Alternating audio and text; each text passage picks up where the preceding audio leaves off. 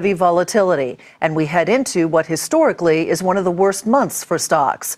So Dominic Chu looks at whether or not history might repeat itself.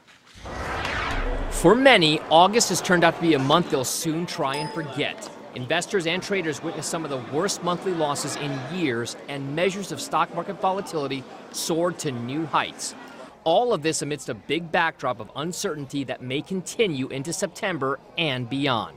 I'm hopeful that, perhaps we've seen some of the worst of the volatility, because I feel like we cleansed our palate, so to speak, in terms of getting that, 10% correction that we were long overdue for. That being said, a lot of the things that I talk about as to why you should expect volatility are still out there. So Fed still hasn't moved yet. China is probably going to continue to be struggling for some time, perhaps a lot of the other emerging markets as well. Market history may be on the side of the bears as well.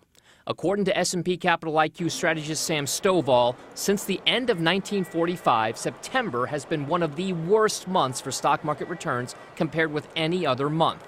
The S&P 500 has fallen by an average of 0.6% during the month since that time period.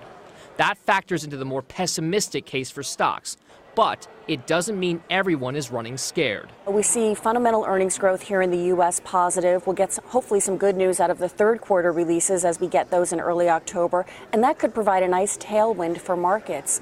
Couple that with the fact that the recent correction has pushed valuations down to a much more reasonable level. We think it sets the stage for what could be a pretty good market coming into the end of the year. The bottom line here is that investors should brace for what could be more ups and downs in the stock market, especially with a lot of variables, both known and unknown, in the coming months. For Nightly Business Report, I'm Dominic